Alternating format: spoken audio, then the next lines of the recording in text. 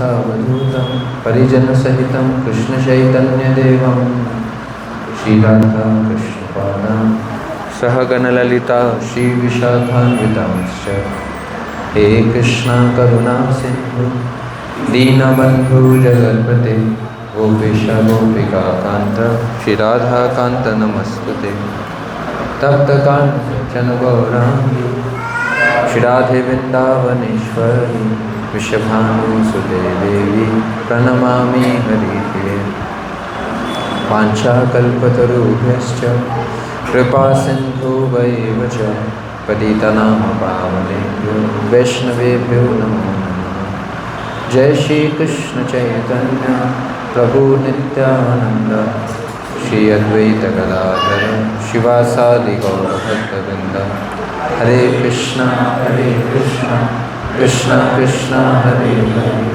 हरे राम राम राम हरे हरे। नमो विष्णुपादाय कृष्णपृष्ठाय भूतले श्रीमते भक्तिवेदांत स्वामिनिति नामिने नमस्ते सारस्वते देवे गौरवाणी प्रचारिणे निर्विशेष शून्यवादी पाश्चात्य देशतारिणे।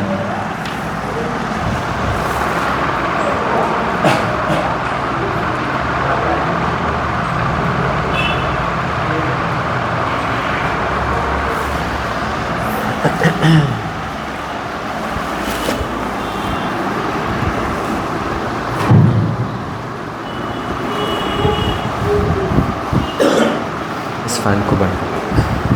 हरे कृष्ण।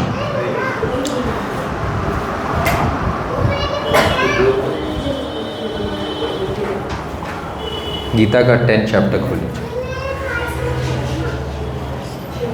तो आप सबका हृदय से बहुत बहुत धन्यवाद। थैंक यू सो मच कि आप सब इतनी दूर से इतने समय निकाल के आप लोग हमारे बीच में जुड़े। तो हृदय से आपका बहुत बहुत आभार। तो मेरी आवाज़ सब सुन पा रहे हैं? साफ है, loud and clear. Thank you. तो हम लोग रिवीजन इसलिए कर रहे हैं क्योंकि ऐसा एक फीडबैक था शायद कि कुछ चैप्टर्स क्लियर नहीं हुए, तो उसको क्लैरिफाई करने के लिए, उसको और आसान बनाने के लिए हम छोटा सा एक रिकैप करेंगे।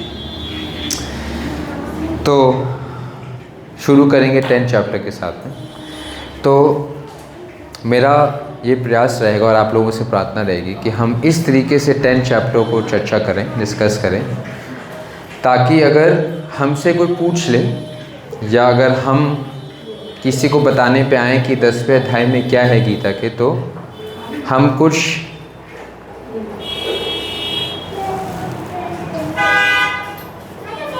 सही बातें स्पष्ट तरीके से बता सकें, गोल मोल बताने की जगह या गलत चीज़ बताने की जगह। हो सकता है हमारा भगवान के प्रति ज्ञान अधूरा हो, भगवान के प्रति ज्ञान पूरा नहीं हो सकता है, क्योंकि कृष्ण जो है वो इन्फिनाइट है। इन्फिनाइट का मतलब समझते हैं आप? इन्फिनाइट का मतलब क्या होता है? अनंत। अगर भगवान अनंत हैं तो उनके बारे में ज्ञान भी सीमित होगा या अनंत होगा? अनंत होगा।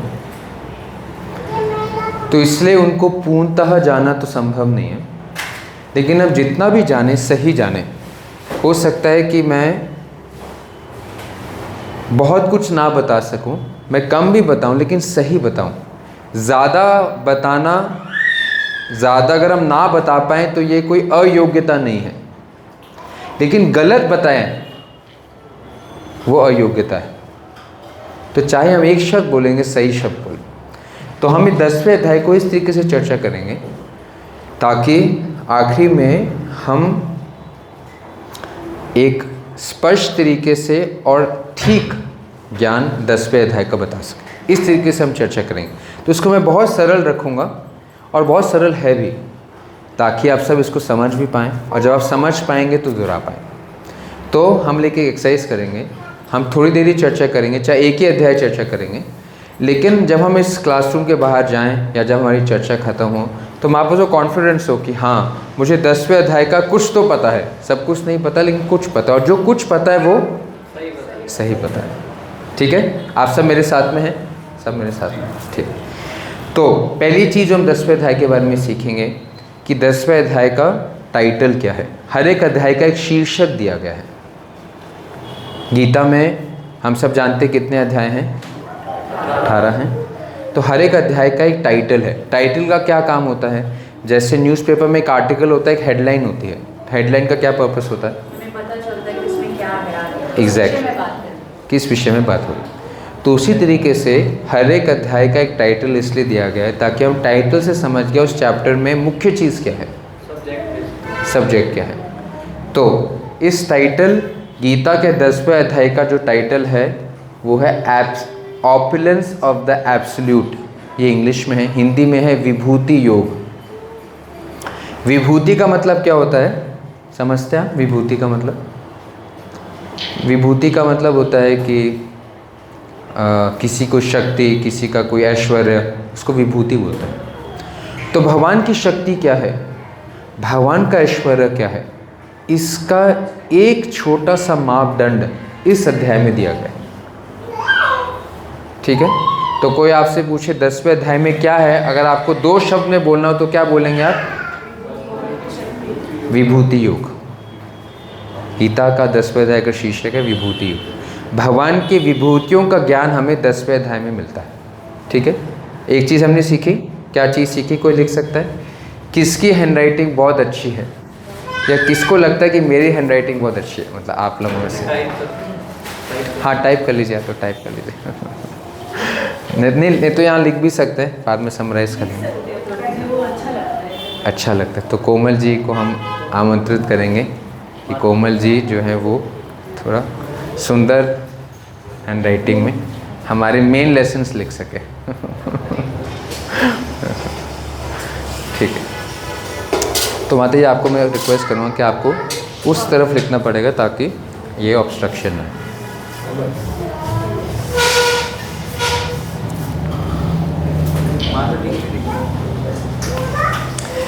तो हम सब कोमल माता जी का धन्यवाद भी करते हैं क्योंकि हमें बहुत खुशी हुई।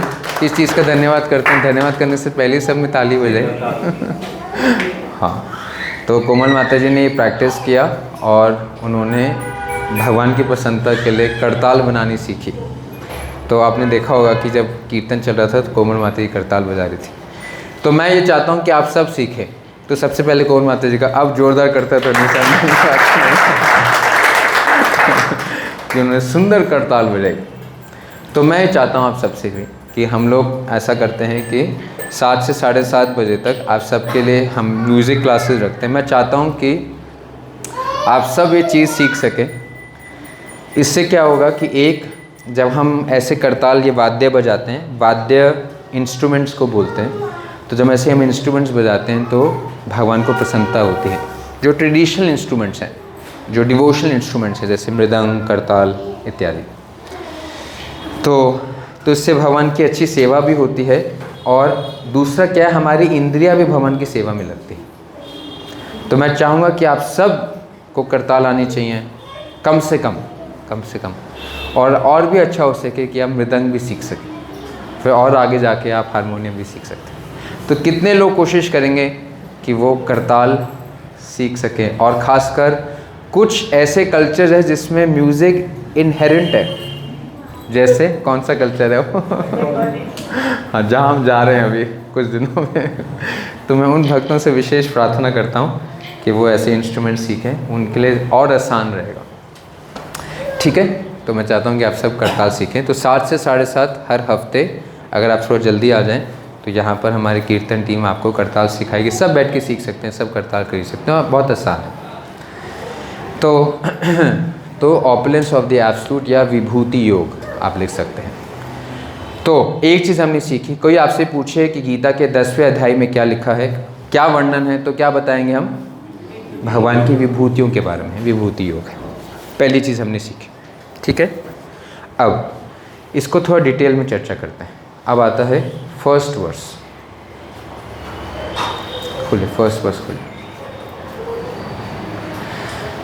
तो मैं संस्कृत में नहीं जा रहा हूँ, मैं सीधा ट्रांसलेशन में जा रहा हूँ ताकि हम अपने समय से क्लास पूरा कर सकें, क्योंकि इसमें लगभग कुछ 42 श्लोक है। सीधा ट्रांसलेशन में जाइए इसको ऊपर के, तो आप में से कोई एक पढ़ सके और जो पढ़े उसका हिंदी में अनुवाद भी कर सके, नहीं तो मैं उसमें मदद कर दूँगा।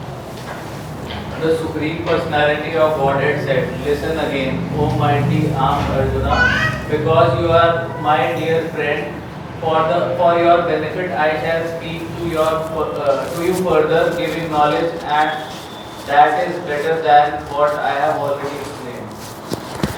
तो स्वयं ये भगवान श्री कृष्ण बोल रहे हैं, अर्जुन को बोल रहे हैं कि क्योंकि आप मेरे मित्र हो, आपके भलाई के लिए मैं आपको वो ज्ञान दे रहा हूँ जो कि पिछले ज्ञान से श्रेष्ठ है। इस अध्याय से पहले 9 चैप्टर आता है, तो 9 चैप्टर का अगर आप लोगों को याद है, लास्ट वर्स हमने चर्चा की थी, सबसे इम्पॉर्टेंट वर्स है पूरी गीता का। कोई हाँ, गीता का 9.34 लास्ट वर्स है। क्या वर्स है वो, किसी को याद है? गीता का अगर आपसे कोई पूछे, हाँ, गीता से कोई आपको पूछे गीता में सबसे इम्पॉर्टेंट इंस्ट्रक्शन क्या है, सबसे इम्पॉर्टेंट मैसेज क्या है गीता का, तो ये वर्स है 9 चैप्टर का 34th वर्स। तो जैसे यहाँ पर 10:1 लिखा है, अगर आप 9:34 लिखेंगे तो वह, हाँ, अभी हम दोहराएंगे ताकि सबको याद रह सके। नहीं, 9.34 मत लिखिए, 9/34 लिखिए। ठीक है। तो दूसरी चीज़ हमने सीखी कि गीता का सबसे मेन टीचिंग क्या है, वो ये श्लोक है। ठीक है। कोई आपसे पूछे गीता का एसेंस क्या है, गीता में बहुत सारी चीज़ों का वर्णन है, लेकिन सबसे इम्पोर्टेंट इंस्ट्रक्शन क्या है, वो ये है। हो सके तो ये श्लोक याद भी कर सकते हैं आप, इसके ऊपर ज़्यादा चर्चा नहीं करेंगे, लेकिन इसी से डिपेंडेंट है 10 चैप्टर, क्योंकि कनेक्शन है। आप मेरे पीछे बोले, मन मना भाव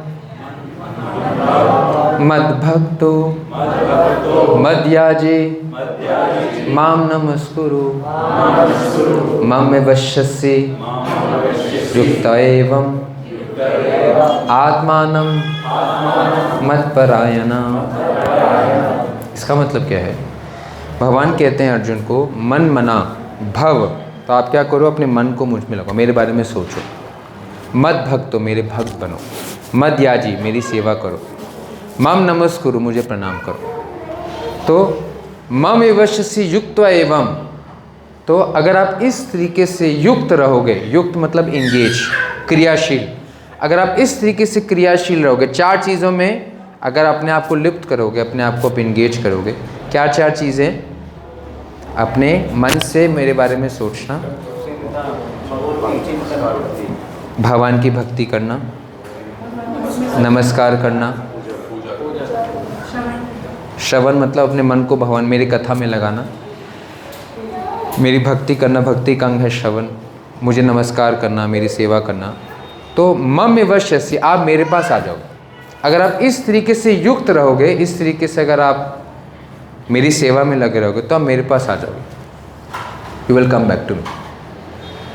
तो पूरे गीता का जो संदेश है वो हमें भगवान की भक्ति करना सिखाता है। गीता का जो सबसे मुख्य अंग है, जैसे आप लोगों ने सुना होगा, बहुत सारे लोग गीता पढ़ते हैं लेकिन भगवान की शरण नहीं लेते। कोई उदाहरण जानते हैं आप ऐसे? कोई उदाहरण है आपके पास, या आपने देखा हो कि लोग गीता में से उद्धरण करते हैं, गीता के बारे में बात करते हैं, लेकिन भक्ति की बात नहीं करते? कोई एग्जाम्पल देखा है, सुना आपने?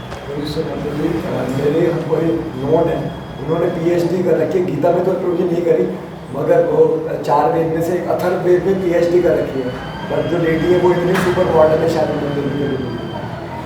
तो वेदेश्च सर्वैर अहम एव वेद्यो, गीता के 15वें अध्याय में कहते हैं वेद को पढ़ने का उद्देश्य है मुझे जानना। अगर कोई वेद पढ़ ले लेकिन कृष्ण को उसने जाना ही नहीं है, कृष्ण की उसने शरण ही नहीं ली, तो उसने वेद का मर्म प्राप्त नहीं किया। मर्म समझते हैं? जिस्ट प्राप्त नहीं किया। जैसे अगर शहद की बोतल है लेकिन अगर उसको हम बाहर से चाटें तो क्या होगा? उसका कोई फ़ायदा नहीं है, क्योंकि शहद तो बोतल के अंदर है, तो बाहर से चाटने का कोई लाभ है? कोई लाभ बैक्टीरिया लगेगा। तो जो अंदर का शहद है वो ये श्लोक है। तो गीता पढ़ने का मुख्य उद्देश्य है कि हम भगवान के भक्त बन सकें। ठीक है, समझ में आया सबको? तो दूसरी चीज़ हमने सीखी, पहली चीज़ 10वें अध्याय में विभूति का वर्णन है, दूसरी चीज़ हमने क्या सीखी कि पहला चीज़ हमने सीखी विभूति योग कि 10वें अध्याय में भगवान की विभूतियों का वर्णन है।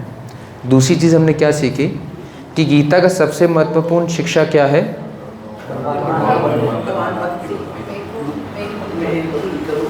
तो भगवान की शरण लेना, उनकी भक्ति करना, भगवान का भक्त बनना, भगवान कृष्ण का भक्त बनना गीता का मर्म है।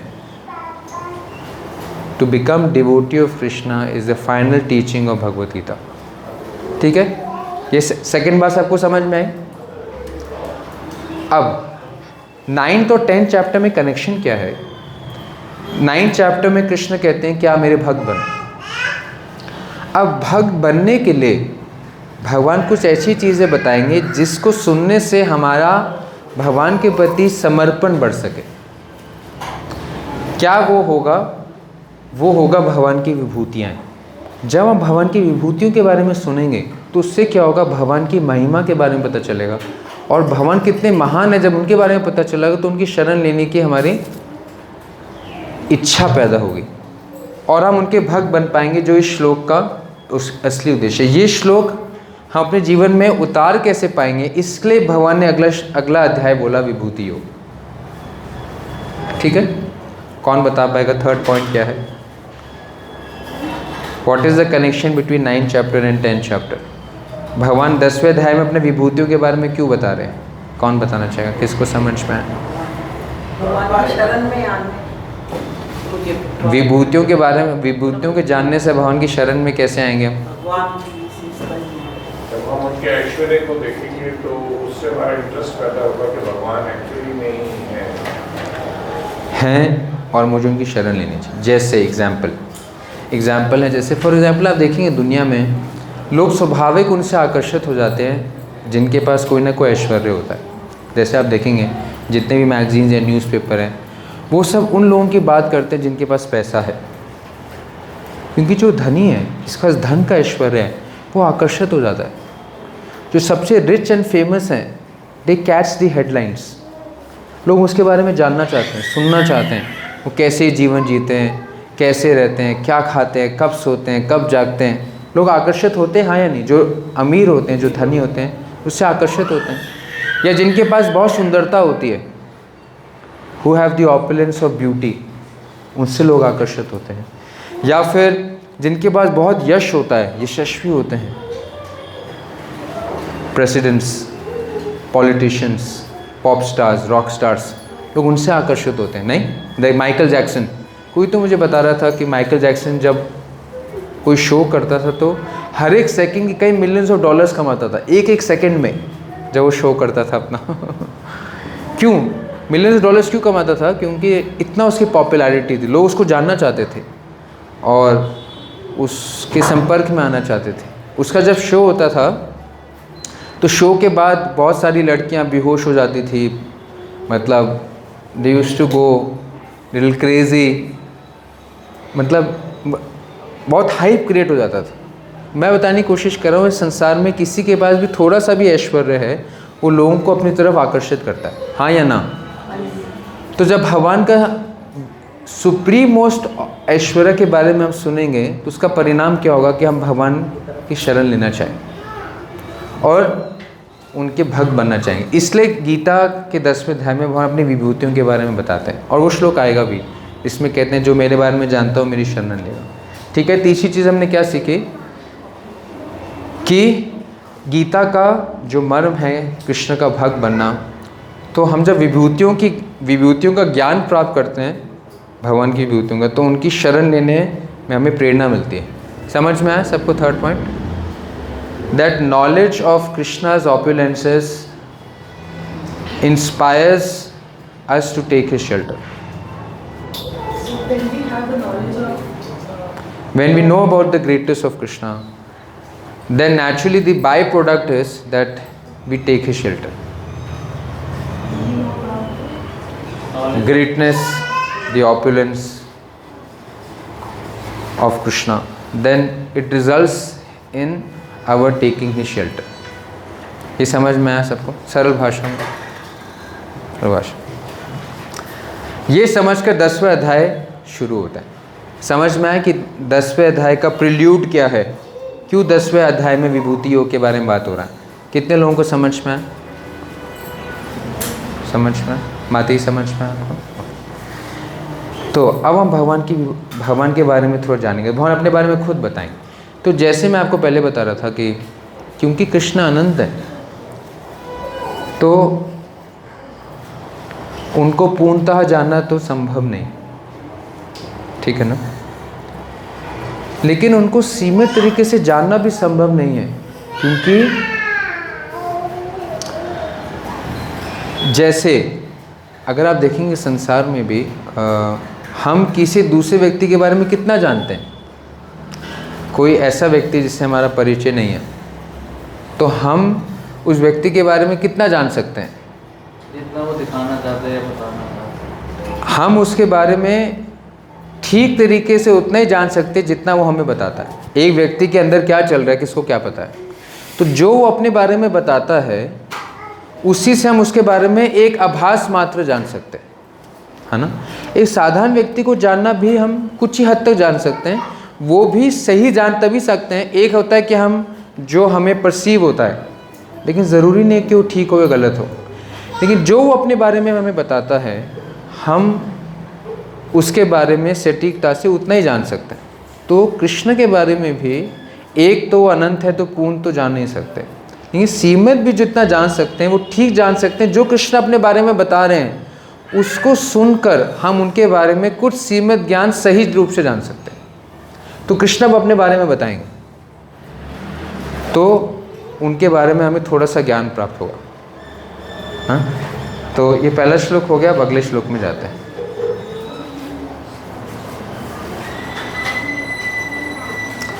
हाँ, आप ट्रांसलेशन, आप में से कोई ट्रांसलेशन पढ़े? एनीवन ट्रांसलेशन पढ़े? कोई पढ़ सकता? कोई भी पढ़ सकता?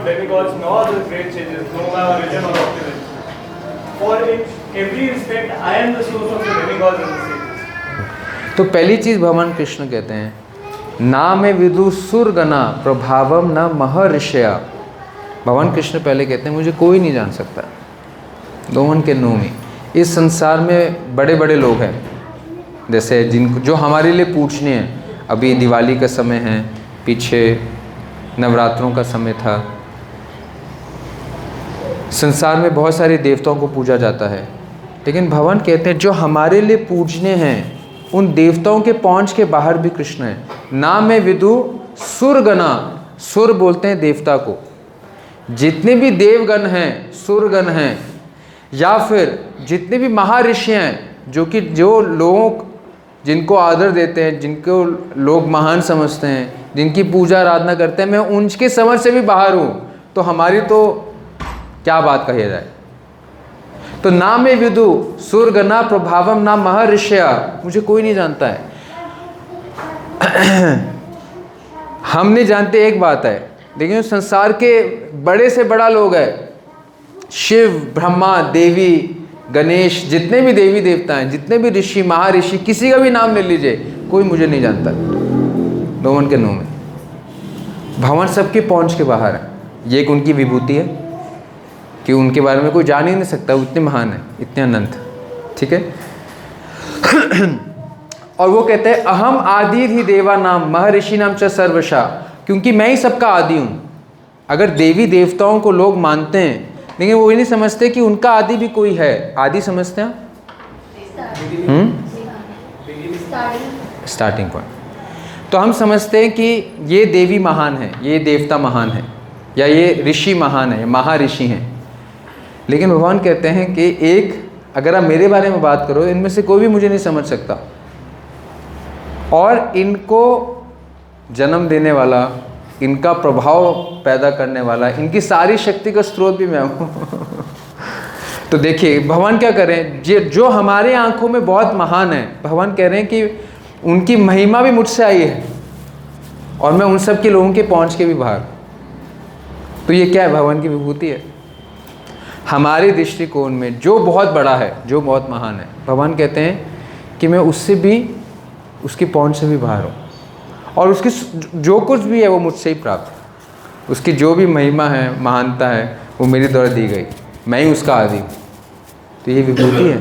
तो क्या होता है कि हम जिसकी शरण ले रहे हैं, अगर हमें पता चले कि उनका भी आदि कोई है, कोई ऐसा व्यक्ति जो इन लोगों के भी पहुंच में नहीं, वो कितना महान होगा।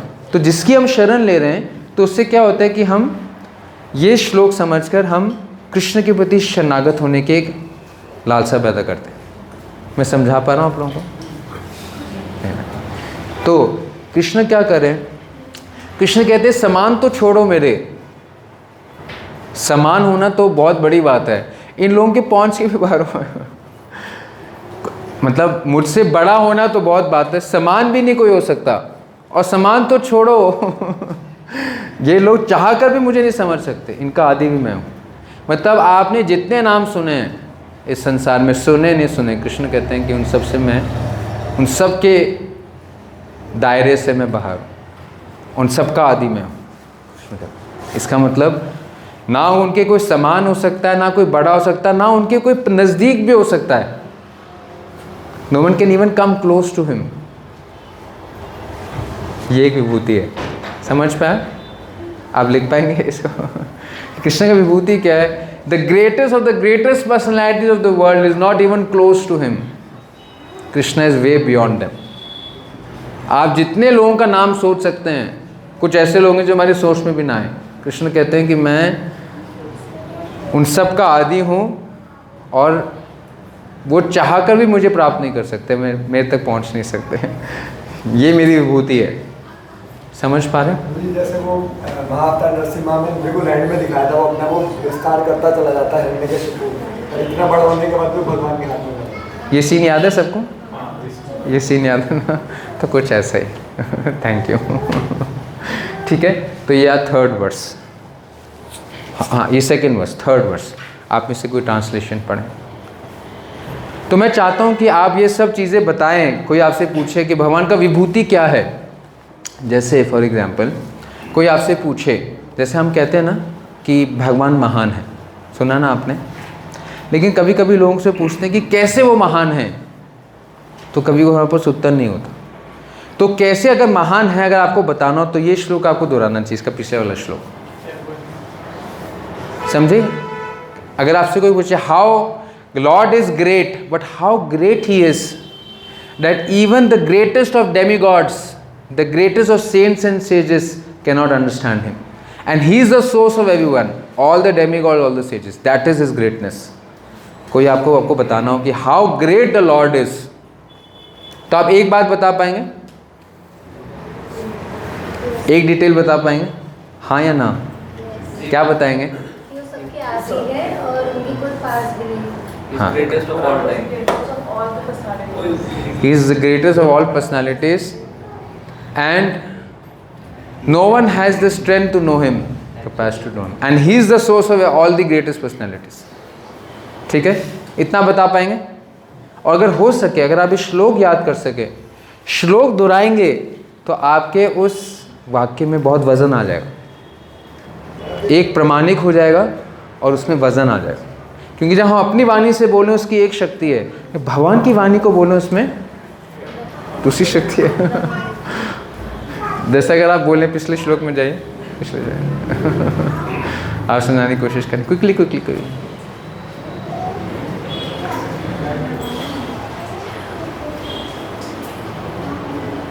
अगर आप ऐसे बोलें, नामी विदु स्वर्गना प्रभावम न महर्षया अहम आदि ही देवा नाम महर्षि नाम च सर्वशा। सर्वस्व महर्षि या सर्वस्व देव के आदि कृष्ण हैं, नाम में विदु, और उनको कोई नहीं जान सकता है। जितने भी सुरगण हैं, जितने भी महर्षि हैं, ऐसे बोलेंगे तो उसका वजन आएगा नहीं आएगा? बिल्कुल आएगा।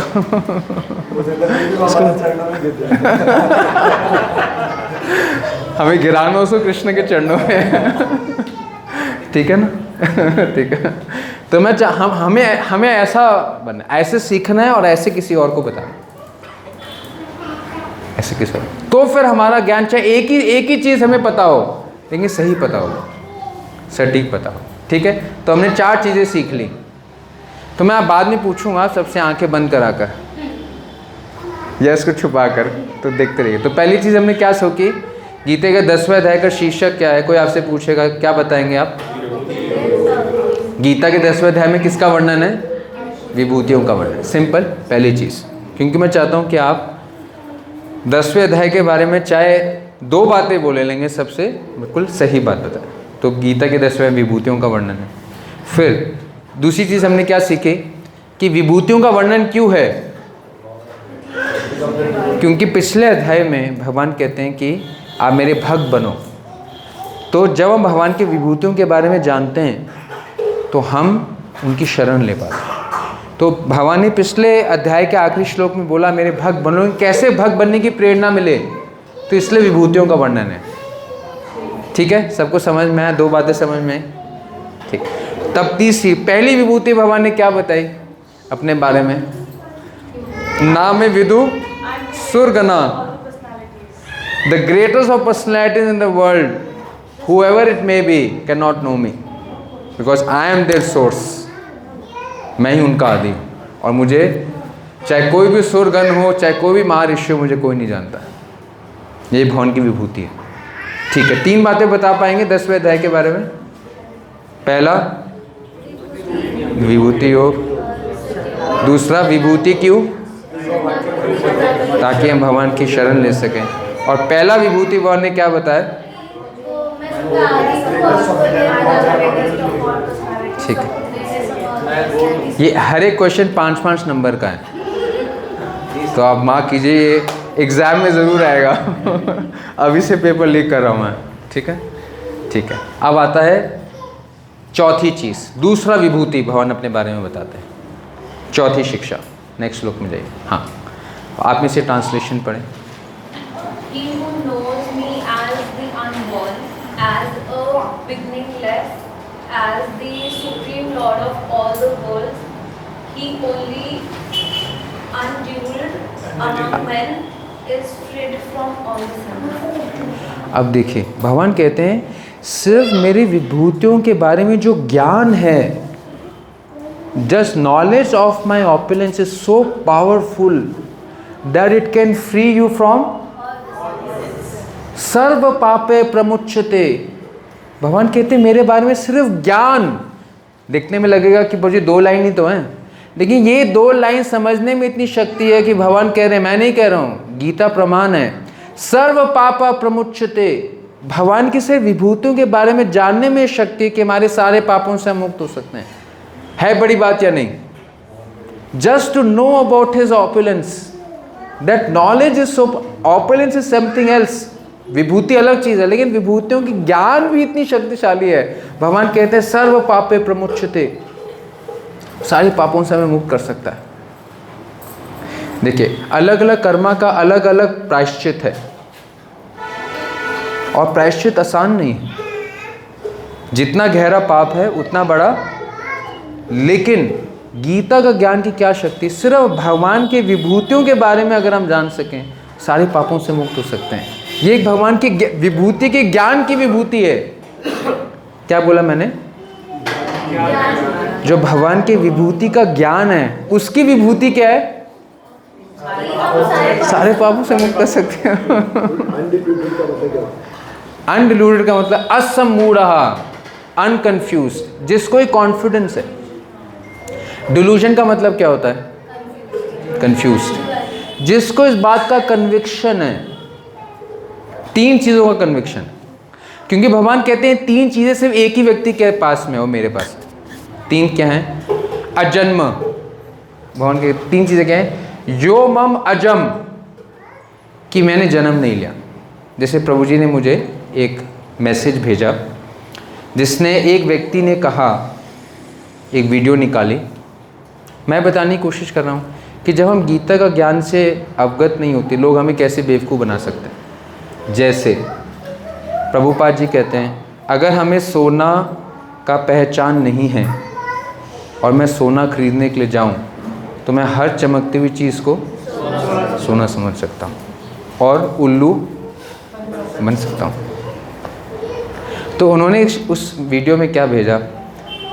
4थे अध्याय की शुरुआत में अर्जुन ने कृष्ण से पूछा, आपने सूर्य देव को ज्ञान कैसे दिया जब आप मेरे साथ में जन्मे हो? तो भगवान ने कहा अर्जुन तुम और मैंने बहुत जन्म लिए हैं, तुम अपने बाकी जन्म भूल गए हो, मैं नहीं भूला हूँ। इस श्लोक को एक व्यक्ति ने एक वीडियो में डाल के बोला, ये श्लोक दिखाता है कि कृष्ण जो है भगवान नहीं है, क्योंकि वो जन्म लेते हैं,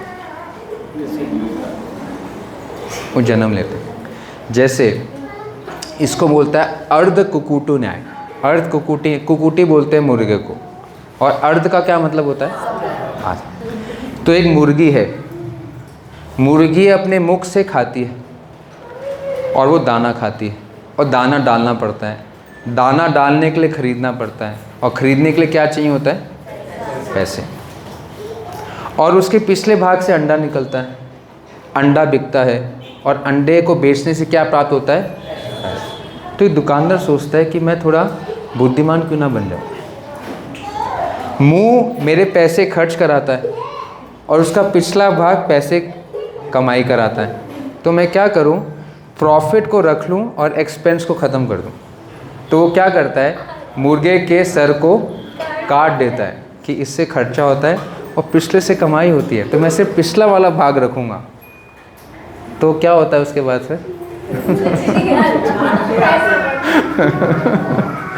इसको बोलते हैं अर्ध कुकुटी न्याय।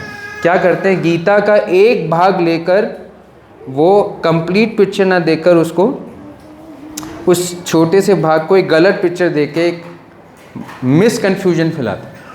तो उन्होंने कहा भगवान कह रहे मैंने बहुत जन्म लिए हैं, तो भगवान हम सब जैसे हैं, आपने भी जन्म लिया, मैंने भी जन्म लिया, अर्जुन भी। सिर्फ ये अंतर है कृष्ण को याद है, हमें याद नहीं। लेकिन यहाँ क्या कह रहे हैं गीता में? वही गीता में क्या कह रहे हैं? यो मम अजम, कि मैं अजन्मा हूँ। इसलिए जब हम गीता सीखते हैं, तो जब ऐसे लोग हम पे आक्रमण करेंगे अपने झूठे सिद्धांत से, तो हम क्या करेंगे? जब आपको वो सोना बेचेगा जो कि वास्तविकता में पीतल है, तो क्या करेंगे आप? उसके पीतल को लेके उसके मुंह पे मारेंगे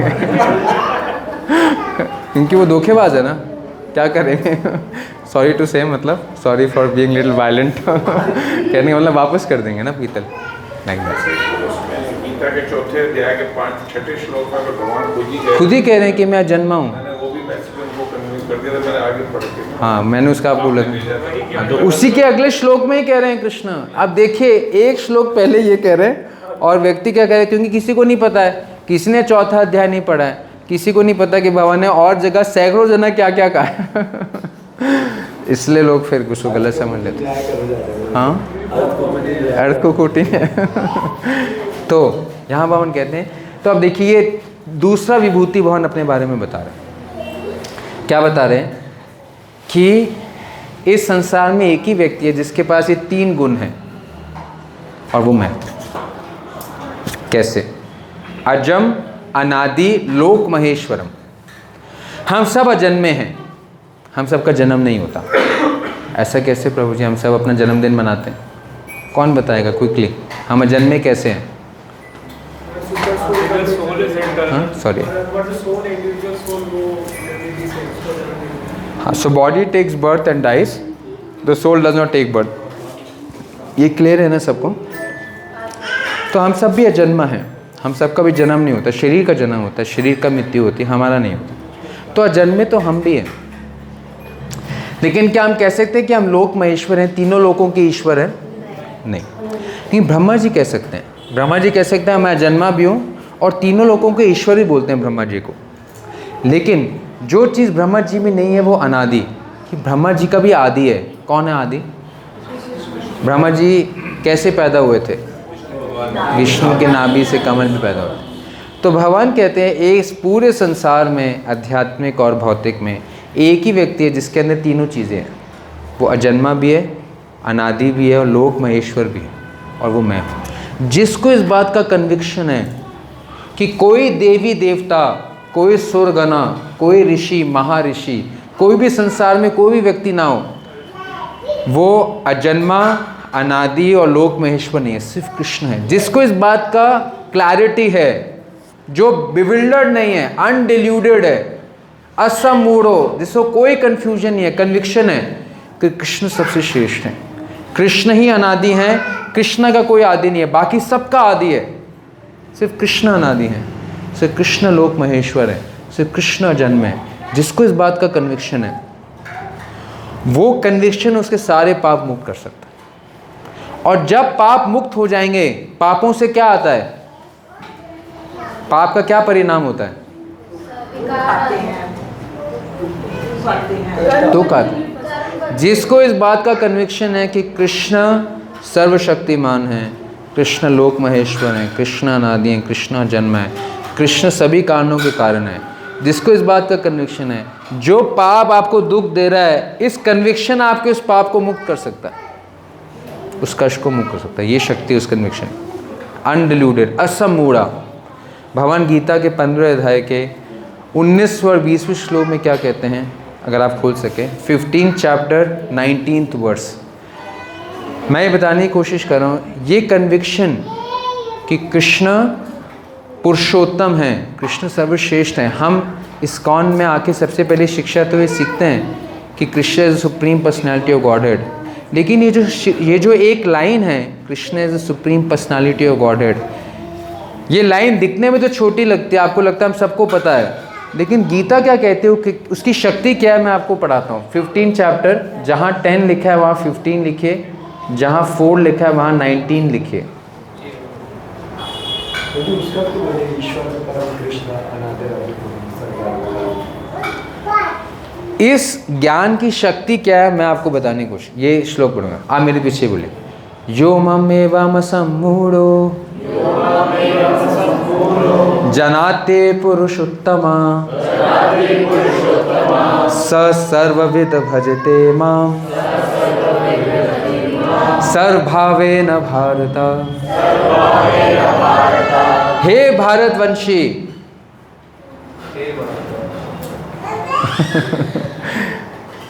हे अर्जुन, यो मम एवं असमूढ़ा जनाति पुरुषोत्तमा, जिसको बिना किसी डाउट के, बिना किसी कंफ्यूजन के ये कन्विक्शन है कृष्ण पुरुषोत्तम है, कृष्ण के कोई समान नहीं है, कृष्ण सभी कारणों के कारण है, कृष्ण सर्वशक्तिमान है। यो मम एवं सम्मूढ़ो जनाति पुरुषोत्तमा स सर्वविद, उसने सब कुछ जान लिया है। He has got all knowledge, भगवान कह रहे हैं, मैं नहीं कह रहा हूँ, गीता कह रही है, मैं नहीं कह रहा हूँ। स सर्वविद, उसने सब कुछ समझ लिया है, जो समझने के योग्य उसने सब समझ लिया। जिसको इस बात का कन्विक्शन होगा कृष्णा सभी कारणों का कारण है, उसने सारा ज्ञान प्राप्त कर लिया, उसने सार ज्ञान ग्रहण कर लिया, एसेंस प्राप्त कर लिया। स सर्वविद भजते माम, जिसको ये सार ग्रहण हो गया है, कृष्ण सभी कारणों का कारण है, वो क्या करेगा?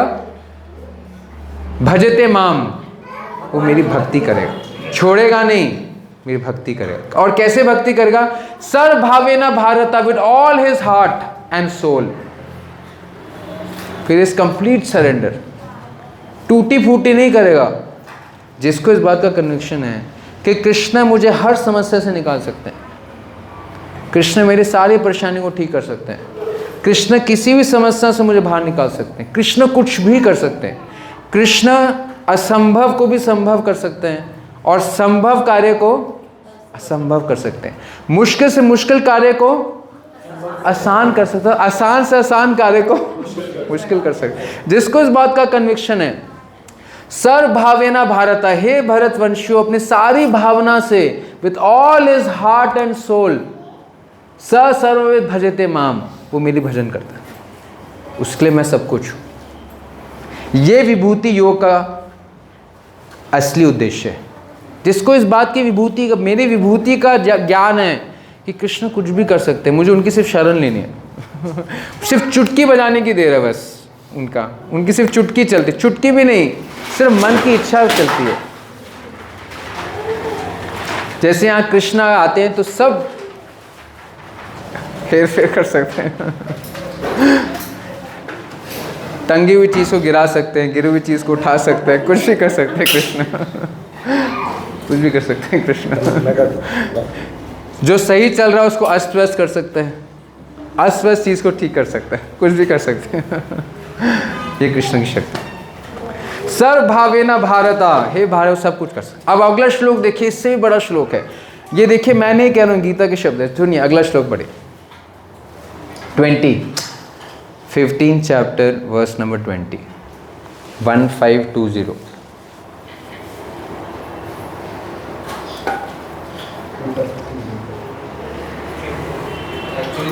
म्यूजिक चल रही है इसलिए वो अब आ गया प्रभु। Thank you. अब मेरे पीछे बोले, इति गुह्यतमं शास्त्रम इदं मुक्तं मया नघ एतद् बुद्ध्वा बुद्धिमान् स्यात् कृतं कृतश्च भारत। फिर से कहते हैं भगवान, इति गुह्यतमं शास्त्रम, अर्जुन ये ज्ञान कि मैं सब कुछ हूँ, ये साधारण ज्ञान नहीं है, हम सस्ता ले सकते हैं, लेकिन भगवान कह रहे हैं इति गुह्यतमं शास्त्रम, इस सभी शास्त्रों में सबसे गुह्य ज्ञान है। गुह्य का क्या मतलब होता है? सीक्रेट है। लोगों को आप बोलेंगे भी लोगों को कन्विक्शन नहीं होगा, फिर भी वो करेंगे बैक टू स्क्वायर वन। कोई समस्या आएगी तो मम्मी को कॉल लगाएंगे या फिर कोई और उपाय निकालेंगे या शराब का सहारा लेंगे इत्यादि इत्यादि। लेकिन ये चीज़ समझना है, इति गुह्यतमं शास्त्रम, ये शास्त्र सबसे गुह्य ज्ञान है। इदं मुक्तः मया आनघ, आज जो मैं तुम्हें ज्ञान दे रहा हूँ अर्जुन कि मैं पुरुषोत्तम हूँ, इस शास्त्र सबसे गुह्य ज्ञान है। इदं मुक्तः मया अनघ, हे अनघ, हे पाप रहित, आज जो मैं तुम्हें ज्ञान दे रहा हूँ शास्त्र को सबसे गुह्य ज्ञान है, साधारण ज्ञान नहीं है। और एतद् बुद्ध्वा बुद्धिमान् स्यात् कृतं कृतश्च भारत, हे भरतवंशी, जिसने समझ लिया वो संसार का सबसे बुद्धिमान व्यक्ति, उसके सारे कार्य सफल हो गए। मैं नहीं कह रहा हूँ, पढ़िए आप, पढ़िए पढ़िए, कोई पढ़िए इसमें। This is the most confidential part of the Vedic scriptures, most sinless one, and it is whoever understands this will become wise, and his endeavors will know perfection. जिसको ये पता है कि कृष्ण सभी कानून कारण है, कृष्ण सब कुछ है, वही मेरे दृष्टिकोण में बुद्धिमान। और all his endeavours will no perfection, कृतश्च भाव से सारे कार्य सफल हो जाएंगे। Everything will be perfect, everything will be correct, everything will be fine, हर चीज़ अपने ठिकाने आ जाएगी। हमने सिर्फ कृष्ण की शरण लेना सीखना है। समस्या हमारी तरफ से है, कृष्ण है, समस्या हो सकती है, कृष्ण के पास समस्या का समाधान है। कमी से हमारी तरफ है कि हमें कृष्ण की शरण लेने सीखनी है। कैसे? उनकी विभूतियों को जानकर। ठीक है, मैं आऊँगा क्वेश्चन इसके बाद। ठीक है, बैक टू 10.5। तो पहला भगवान ने विभूति बताई कि मुझे कोई नहीं जान सकता, मैं सबका आदि। दूसरी विभूति बताई, एक ही व्यक्ति है जिसके अंदर ये तीनों चीज़ें हैं, जो उसको जान लेता है वो सारे पापों से मुक्त हो सकता है। उस ज्ञान की इतनी शक्ति है। वो तीन चीज़ें क्या हैं कि मैं अनादि हूँ, अजन्मा हूँ और लोक महेश्वर। तीन से, थैंक यू। ठीक है, दूसरा विभूति भगवान ने बताया। अब तीसरी, इसमें कुछ 10-12 गुण हैं। भगवान कहते हैं इस संसार में किसी के अंदर कोई भी गुण आता है वो मैं देता हूँ। कोई बुद्धिमान है तो कोई खूबसूरत है, कोई शक्तिशाली है तो कोई निर्भीक है। भगवान कहते हैं सब मुझसे आता। पढ़िए क्विकली, आप में से कोई पढ़े से पढ़ा नहीं है। तीसरी विभूति पढ़िए। Intelligence, knowledge, freedom from doubt and delusion, forgiveness, truthfulness, control of the senses, control of the mind, happiness and distress, birth, death, fear, fearlessness, non-violence, equanimity, satisfaction, austerity, charity, fame and infamy. All these various qualities of living beings are created by me alone. जिसके अंदर कोई भी अच्छा गुण है, कोई भी गुण मतलब समुच्चा। हर एक टॉपिक में बहुत कुछ है बताने के लिए, लेकिन हमें 10 चैप्टर समराइज करना है। तो तीसरी विभूति हमने सीखी। भगवान कहते हैं जो भी किसी के अंदर कोई गुण है, वो गुण कौन पैदा करता है? किसी के अंदर इंटेलिजेंस है, कोई समझता है मैं बुद्धिमान हूँ, उसको सोचता है वो समझता है मैं बुद्धिमान हूँ। कृष्ण कहते हैं कि आप बुद्धिमान इसलिए हो क्योंकि बुद्धि किसने दी है? मैंने दी है। आपके पास कोई ज्ञान है, ज्ञान किसने दिया? अगर आपके पास कन्विक्शन भी है, डाउट नहीं है, डिल्यूजन नहीं है, वो कन्फ्यूजन दूर करने वाला भी कौन है? मैं हूँ, इत्यादि इत्यादि। तो किसी के अंदर सारे गुण उनसे निकलते हैं। तीसरी विभूति, ठीक है, अब चौथी, तो 4 5 अब छठा, 6th। पढ़े, आप में से कोई पढ़े जिसने नहीं पढ़ा अभी तक। The 7 great sages, and before them the 4 other great sages, and the Manu come from me, born from my mind, and all the living beings populating the various planets descend from them. तो भगवान कह रहे हैं जितने भी जीव पैदा होते हैं कुछ प्रजापतियों से पैदा होते हैं। जैसे आपने सुना है कि हम सबका एक गोत्र है, जैसे बोलते हैं कि गोत्र कश्यप है, तो कश्यप एक प्रजापति है। किसी गोत्र दक्ष है, दक्ष एक प्रजापति है। तो कुछ भगवान ने ब्रह्मा जी को पैदा किया, ब्रह्मा जी से कुछ प्रजापतियों का उत्पत्ति हुई, और प्रजापतियों से सारे जीवों की उत्पत्ति हुई। तो भगवान कहते हैं प्रजापति को भी मैंने पैदा किया।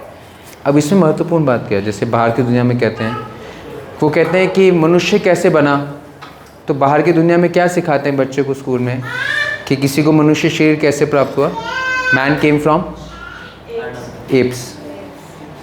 तो वो तो बाइबल कहती है कि Adam and ewe, man came from Adam and ewe, लेकिन साइंस से कहती है मैन केम फ्रॉम एप। लेकिन कोई प्रूफ नहीं है उसका। आपने किसी बंदर को आदमी बनते हुए देखा है? हैव यू सीन कि पहले बंदर था और 10 मिनट बाद वो आदमी बन गया? नहीं, तो कोई प्रूफ नहीं है। It's a theory of evolution, Darwin's theory of evolution. Theory का मतलब क्या होता है?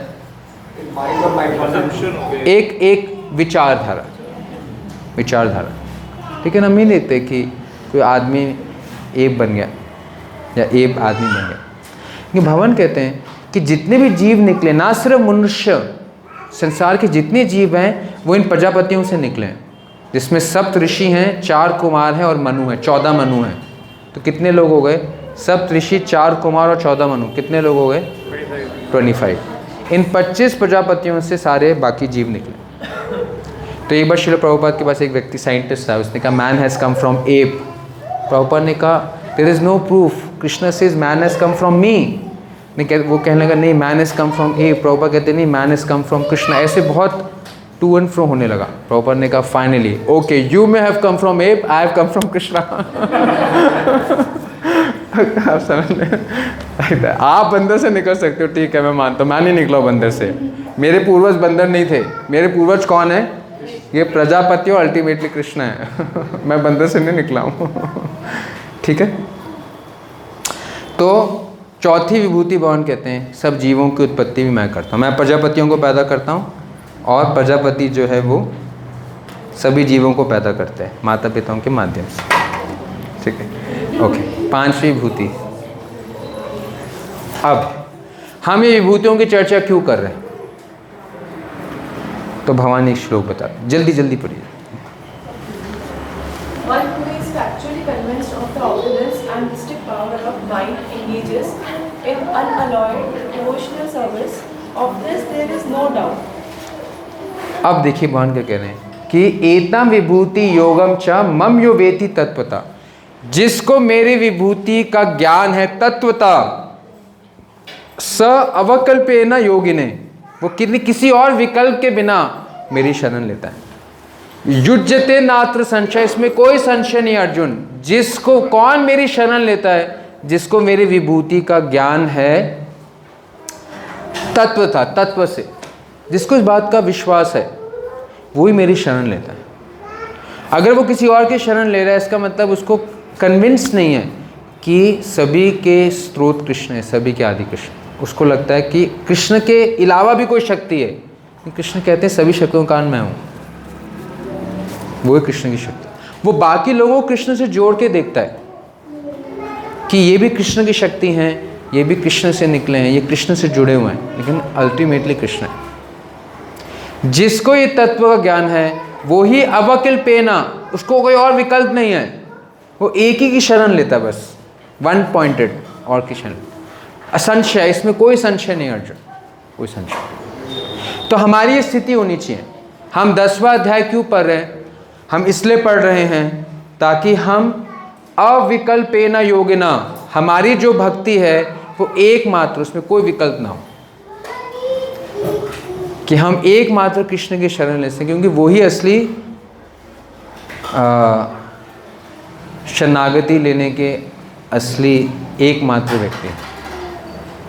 ठीक है ना? हमारी भक्ति अविकल्पेना होनी चाहिए, कोई और विकल्प नहीं होना चाहिए कि मैं गंगा जाए तो गंगा राम, जमुना जाए तो जमुना राम, ऐसे नहीं। अविकल्पेना, कृष्ण ही मेरे ईश्वर है, कृष्ण ही मेरे सब कुछ है। जिसको ये ज्ञान हो जाता है वो ही असंशय रहित मेरी सेवा कर पाता है। अब ये हो गया 7वां श्लोक। अब जो आने वाले 4 श्लोक हैं वो चतुश्लोकी गीता के रूप में कहा जाता है। पूरी गीता 4 श्लोकों में समराइज्ड है।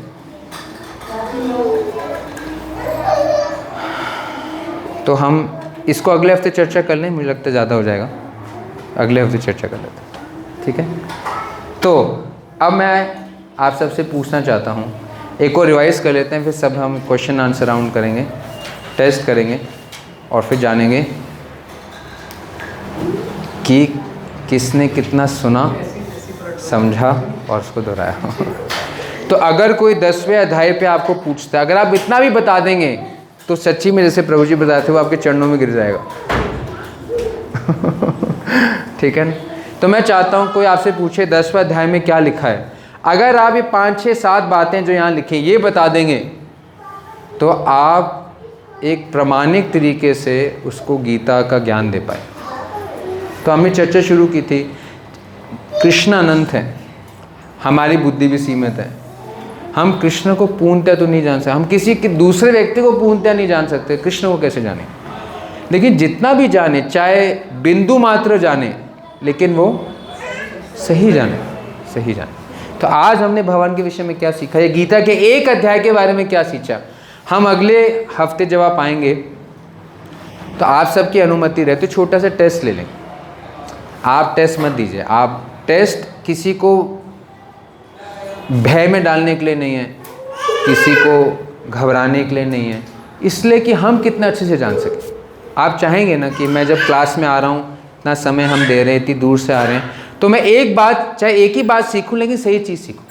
तो उसका पर्पस ये नहीं है कि हम नंबर देंगे फिर देखेंगे किसने टॉप किया, किसने फेल किया, किसको हम पास कर दें, ऐसा कुछ नहीं। सिर्फ अपने आप को टेस्ट करने के लिए कि मैं ठीक यहाँ पर लाभ उठा रहा हूँ इस संघ का। तो हमने आज चर्चा की 10वें अध्याय में हमने क्या सीखा। हमने कुछ 5-6 बातें सीखी। पहला कि 10वें अध्याय में क्या वर्णन है, कोई आपसे पूछेगा तो क्या बताएंगे, भगवान की विभूतियों का ज्ञान है। इसलिए 10वें अध्याय का शीर्षक क्या है, विभूति योग। अगर आप प्रश्न में ये उत्तर लिख देंगे आपके 5 में से 5 नंबर आएंगे। मैं बता रहा हूँ कि पेपर में क्या क्वेश्चन आएगा। क्वेश्चन आएगा what is the title of the 10th chapter. आप क्या बोलेंगे? हाँ, अगर आप ये आंसर लिख देंगे एज ए टीचर मैं आपको 5 नंबर दूंगा। प्रश्न समझ गए, उत्तर समझ गए। अब अगले हफ्ते पेपर में लिखना है आपको, बस रट्टा लगा लीजिए। रट्टा लगाने की ज़रूरत ना पड़े। ठीक है, पहला पॉइंट हमने सीखा। दूसरा पॉइंट, क्यों 10वें अध्याय में भगवान अपना विभूति के बारे में बता रहे हैं, क्या कारण है? कौन बताएगा? हाथ खड़ा करके बताएं, मैं जानना चाहता हूँ कि कौन समझ पाए कौन नहीं समझ पाए। क्यों भगवान 10वें अध्याय में विभूतियों का वर्णन कर रहे हैं? हाथ खड़ा करके बताएं, हाथ खड़ा कर, ऐसे नहीं, ऐसे में हाथ खड़ा करके बताएं। अविशा मत। 9th चैप्टर के लास्ट श्लोक 9.34 श्लोक में प्रभु जी भगवान जी ने कहा था कि मेरी शरण वही ले सकते हैं जो मेरी विभूतियों के बारे में जानते हैं। फिर उसकी विभूतियों का वर्णन 10th चैप्टर से स्टार्ट होता है। आप क्लोज है लेकिन बिल्कुल बिल्कुल मैं सब कुछ क्लोज हैं, हम क्लोज हैं। आप 8:30 बजे आए थे, आप उत्तर देने के लिए डिसक्वालीफाइड है। जी हाँ, तो इसको आप ऐसे बोल सकते हैं कि गीता के 9वें अध्याय के आखिरी श्लोक में भगवान ने कहा मेरे भक्त बनो। तो 9th और 10th चैप्टर के बीच में कनेक्शन क्या है? गीता के 9वें अध्याय में आखिरी भगवान कह रहे मेरे भक्त बनो। अब भक्त बनने के लिए जब हम भगवान की विभूतियों के बारे में जानते हैं तो तो हम भगवान की भक्ति कर पाते हैं, उनकी शरण ले पाते हैं। ठीक है, तो क्वेश्चन आएगा 9th और 10th चैप्टर के बीच में कनेक्शन क्या है, तो आंसर क्या बोलेंगे आप कि 9th चैप्टर में वर्णन है, आखिरी श्लोक में वर्णन है that you become my devotee and in order to become Krishna's devotee the knowledge of his opulence will inspire us to take a shelter. ठीक है, समझ में आया सबको? ये प्रश्न आएगा, ये उत्तर लिखेंगे, कितने नंबर मिलेंगे? 5 नंबर। ठीक है ठीक है, 2 प्रश्न का उत्तर दे देंगे 10 नंबर मिल जाएंगे आप। हाँ 33% हो गया ठीक है अब आते हैं 10वें अध्याय पे। तो 10वें अध्याय में हमने दूसरे श्लोक में भगवान जो है अपनी विभूति के बारे में बता रहे हैं। तो अपनी पहली विभूति के बारे में क्या बता रहे हैं भगवान कि मेरी क्या विभूति है? कौन बताएगा? हाथ खड़ा करके बताए कि मेरी क्या विभूति है। पहली विभूति के बारे में क्या बताते?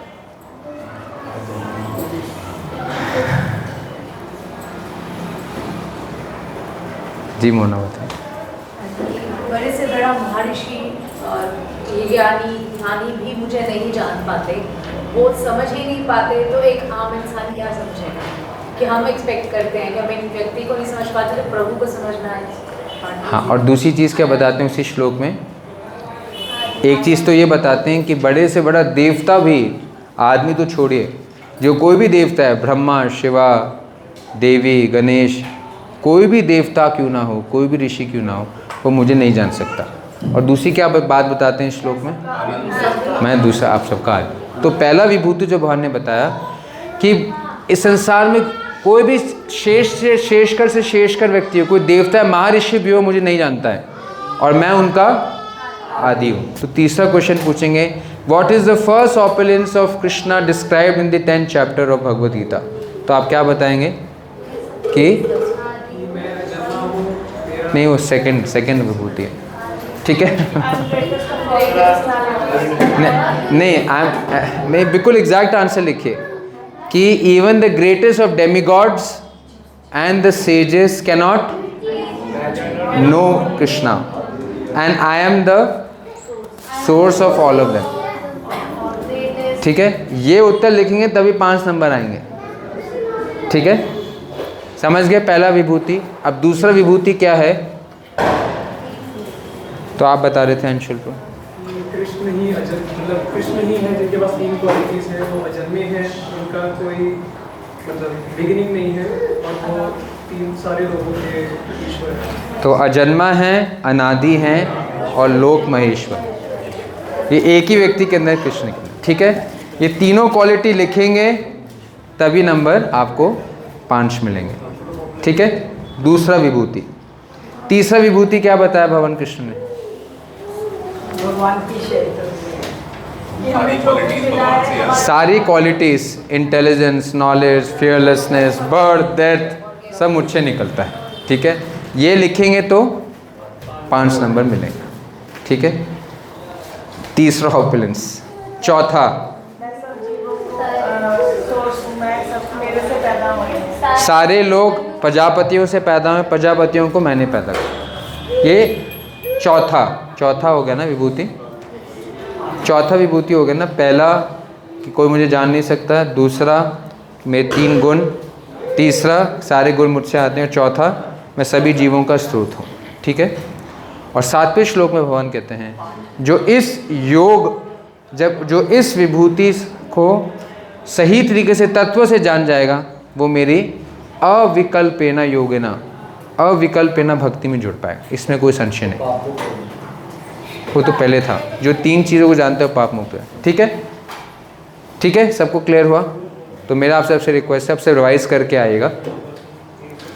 तो ये सारे क्वेश्चन पूछे जाएंगे एज इट इज़, और अगर आप उत्तर दे देंगे आपको एज इट इज़ नंबर भी मिल जाएंगे। तो हम नंबर डिस्क्लोज नहीं करेंगे, सिर्फ हमारे लिए।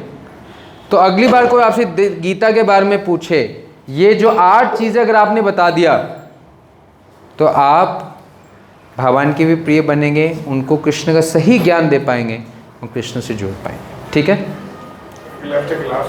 हाँ जी,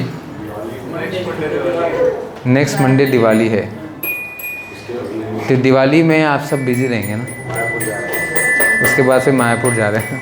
नहीं तो आज क्या तारीख है? 21-28 को तो आएंगे। आज 13 तारीख है, तो अगले दिन हो गया 20, दिवाली 21 की बना रहे हैं हम, तो आप 20 को आ पाएंगे? कितने लोग 20 को आ पाएंगे?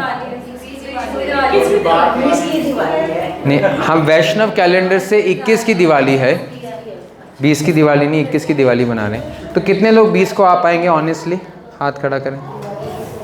कितने लोग 20 को नहीं आ पाएंगे?